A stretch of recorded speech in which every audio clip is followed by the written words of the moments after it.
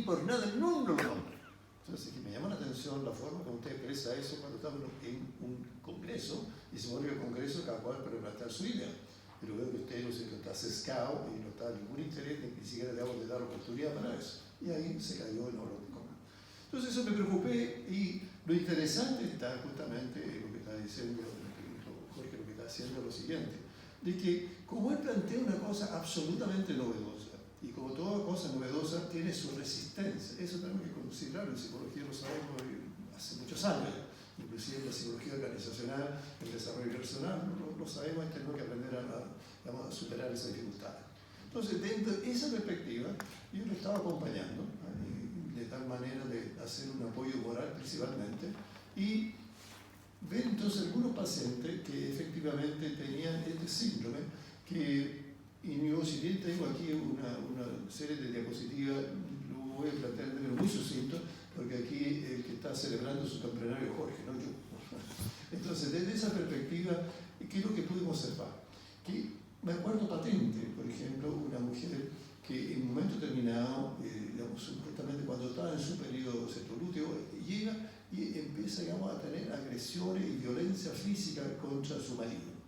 Nos llamó la atención, entonces, claro, uno empieza a buscarle las raíces psicológicas, a qué se debe este descontrol de impulso, y sucesivamente empiezo a observar que eso se le produce solamente y únicamente en ese periodo. Entonces me di cuenta ya que no era un síndrome, premenstrual solo, sino que era un síndrome disfórico. ¿Vale? ¿Sí? Cuando nosotros hablamos de disforia, estamos incluyendo de alguna manera un concepto psicopatológico.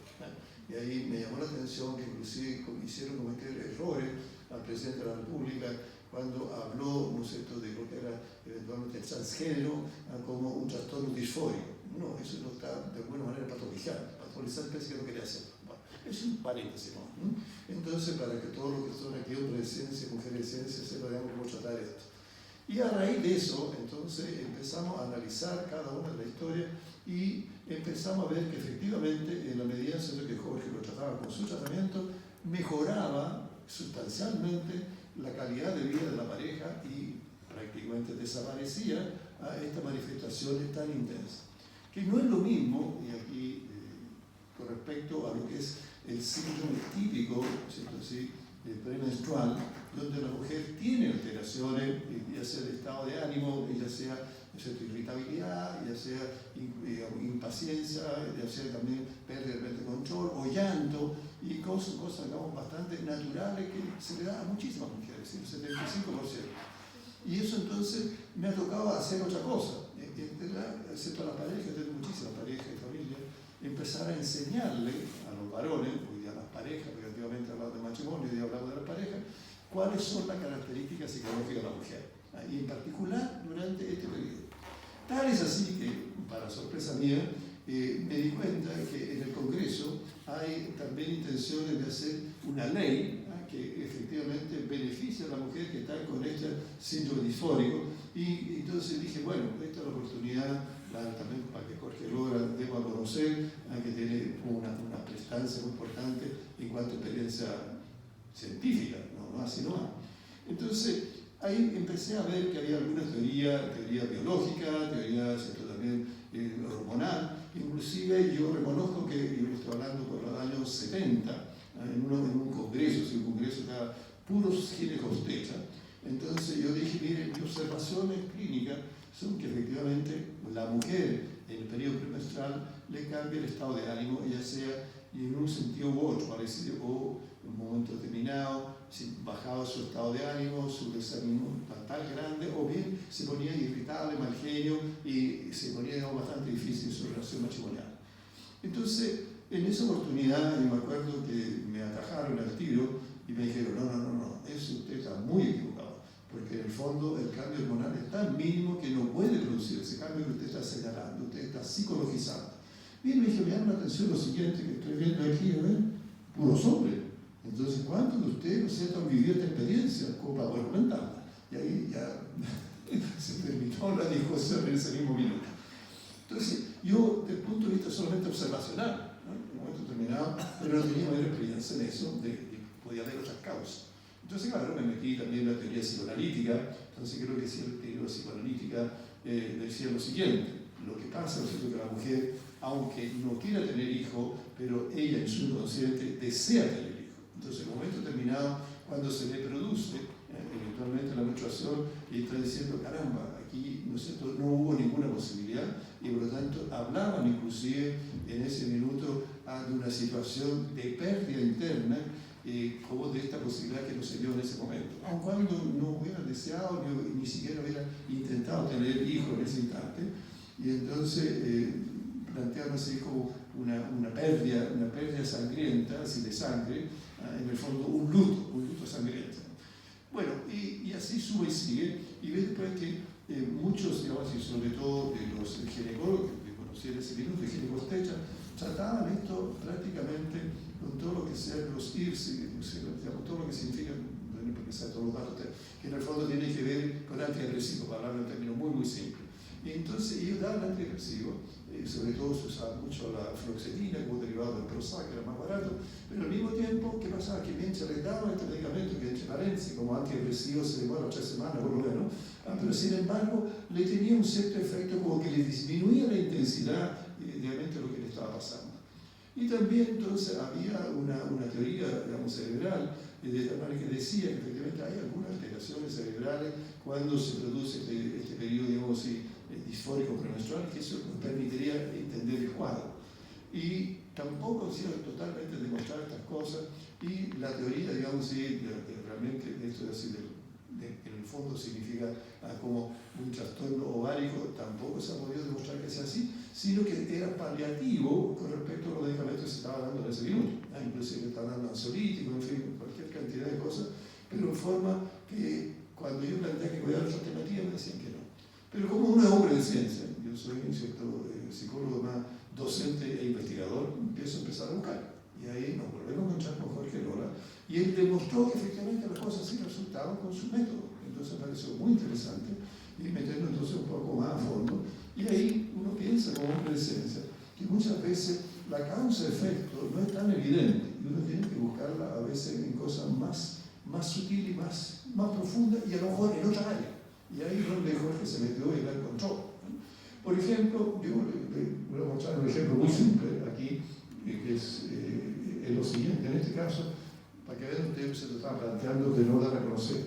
Esto es una técnica que permite, ¿cierto?, que en el fondo tiene que ver con todo lo que es neurociencia, de, fíjense ustedes, mejorar y sanar, en algunos casos, la depresión en 3 sesiones. 3 sesiones. En Chile se conoce esta técnica, esta modalidad, pero usted comprenderá, como le pasó a Jorge, silencio, no, porque obviamente yo lo entiendo, le echa a perder la pega, de tratar por depresiones por años de años, con hartas píldoras, con hartas cosas. Entonces yo comprendo, pero no lo justifico, ¿no? Lo mismo pasó, se mencionaron para que vean ustedes, con los ataques de pánico. El ataque de pánico es lo mismo que la fobia. Hoy día se trata máximo 5, 10, a todo reventar 15 sesiones basadas en la neurociencia, que se llama DMR. Pero, ¿qué pasa? Hace 20 años está aquí. Y yo he tenido que darla a conocer una y otra vez, porque obviamente produce una resistencia, porque la psicoterapia puede ser de años inclusive, para mejorar algo que, imagínense ustedes, se le echa a perder el negocio, vuelve a repetirlo. y entonces me he llevado con esa sorpresa, inclusive afortunadamente algunos, yo trabajo obviamente con muchos psiquiatras también, y yo me mando que le haga psicoterapia, los mando para que le haga la farmacoterapia. Entonces sí, conozco el método, pero teóricamente. ¿Y tú crees que sirve? A la prueba, si tú no me crees a mí, yo tengo un especialista en eso, hay varios en Chile ya, pero de nuevo cuesta darlo a conocer, obviamente. Entonces a mí no me extraña la resistencia, no me sorprende para nada. Entonces dentro de eso también, ¿qué pasa? Que el síndrome disfórico menstrual, ¿cierto?, es una cosa bien seria, porque produce trastorno severo. Y entonces ahí tenemos 2 cosas que tenemos que trabajar en conjunto. Detrás del síndrome, uno tiene que ver qué personalidad está subyacente. Me explico, ¿cierto? Por ejemplo, ¿cierto?, no es lo mismo una persona que dice, yo estoy enfermo, ¿cierto?, y por lo tanto he consultado varios especialistas, internistas, etc. Hipocondríaco, entonces no basta que consulte 10 médicos que le digan lo mismo, porque no se va a convencer, salvo que haga un tratamiento para poder entenderlo. Entonces no es lo mismo que este síndrome disfórico se le dé a una persona con rasgo depresivo, con rasgo histérico, con rasgo obsesivo, con rasgo narcisista. No es lo mismo. Entonces ahí hay variables psicológicas que entran en juego muy importantes y muy significativas. Por ejemplo, encontramos, si el síndrome disfórico se da, por ejemplo, en una persona con características que se llama un cuadro limítrofe, ¿qué significa? Para que ustedes lo entiendan, porque he comprendido que no hay muchos especialistas aquí, ¿cierto? Nosotros tenemos las siguientes cosas. Hay rasgos que se llaman neuróticos normales que somos todos, ¿eh? Y después viene el rasgo psicótico, o sea, los locos, ¿eh? que ya se confunden la realidad y tienen un trasfondo importante de alteración, realmente confunde la realidad con su fantasía, y entre medio está justamente lo que se llama el limítrofe, que está en el límite, borderline, ¿eh? Y entonces tiene rasgos neuróticos, pero más que neuróticos, y no alcanza a ser psicótico, pero sí tiene de repente conducta imprevisible, conducta inesperada. Por ejemplo, yo recuerdo a una mujer que tenía 12 hijos, vivía en ese caso en la casa de su padre. Entonces cuando lo llamaba, el amante a las 2 de la mañana partía y dejaba todo botado y me parecía que al día siguiente no era almuerzo. O sea, esa cosa impulsiva que no alcanza a ser loca, pero tampoco es neurótica, es bastante más grave que eso. Entonces tenemos que analizar eso y entonces también se combina muchas veces lo que hace Lola con una psicoterapia acorde a la característica personalidad, eventualmente a la persona que consulta. Entonces, en ese sentido, también me he encontrado, y hay que reconocerlo, que también muchas mujeres se resisten a cuando le indico que tiene que tratarse. Entonces, no, que como, que sé yo estoy acostumbrada, que me lo trate con las pastillas, que sé, bla, bla, bla. Y esperan que mágicamente con la psicoterapia se mejore el 100%. Y eso no es así, porque hay factores biológicos importantes. Hay factores genéticos también predisponentes que están demostrados cuando hacen análisis de género o hacen análisis eventualmente histórico familiares, y también se ve como esto se tiende a repetir. Acuérdense ustedes los genes. Los genes son algo predisponente, es como quien pone una semilla en la tierra, pero si no se riega, esa semilla no crece. Y por lo tanto, lo mismo ocurre, ¿cierto?, en el desarrollo de la personalidad, que todos tenemos genes que eventualmente puede que aparezca y puede que no, depende de las situaciones ambientales. Y ahí sí hay un factor que importa mucho, que es el estrés. Claro, entonces ahí tenemos un estrés agudo, sobre todo cuando hay situaciones traumáticas importantes, y eso, claro, que acentúa toda la sintomatología, y puede haber lo que se llama el estrés postraumático, que se ha visto principalmente en la guerra. ¿Qué ha pasado? Y eso yo estaba en Italia desde que era niña, pero recuerdo que se hablaba de este tema posterior, de que hubo mujeres, sobre todo en Inglaterra, que durante 1 o 2 años no menstruaron, en circunstancias por la tensión que significaba en ese minuto la guerra, el bombardeo, etc. Yo lo viví, sé lo que es. Entonces puedo entender las mujeres que lo vivieron en ese entonces, pero para que vean cómo inclusive redujo eventualmente su actuación fisiológica, biológica en este caso. Entonces tenemos ahí como alteraciones que son psicofísicas y alteraciones que son físico-psíquicas. Entonces tenemos ahí las cosas que hemos llamado tanto los cuadros psicosomáticos. Claro, psicosomático puede venir de un lado o de otro. Y en este caso, evidentemente, que el rango prioritario es biológico, es fisiológico. Y eso tiene consecuencias psicológicas, sí, por supuesto. De hecho, una modesta investigación que hice yo, pude comprobar que las mujeres asesinas que han asesinado o han dado muerte a alguien estaban justamente en este periodo disfórico premenstrual, no premenstrual, disfórico premenstrual. O sea, era tal la alteración anímica, tal la alteración de la personalidad, que en un momento determinado perdieron el control del pulso. Y ahí es donde asesinaron, mataron, o inclusive en algunos casos que son producto no del síndrome disfórico premenstrual, para que ustedes vean la referencia, es también hay mujeres que han sido golpeadas, maltratadas, y que llega un determinado momento que la reacción es una hiperreacción que no tiene nada que ver con esto que estoy hablando. O sea, también hay mujeres que pueden matar, digamos, a su pareja, pero no necesariamente tiene que ver con este cuadro, pero puede tener con otros cuadros que tienen que ser con lo que se llama violencia intrafamiliar. Entonces, eso es lo que yo le estoy como más o menos aportando a ustedes en términos muy generales. Hoy día la sociedad de psiquiatría y salud mental se ha preocupado de este tema, y tengo un artículo ahí que lo van a publicar el próximo semestre en la sociedad de salud mental, y ahí entonces a través de Jorge Lora lo puedo hacer llegar a todo lo que puede, porque ahí ya hay una cosa completa con estadística, con una serie de otros aspectos.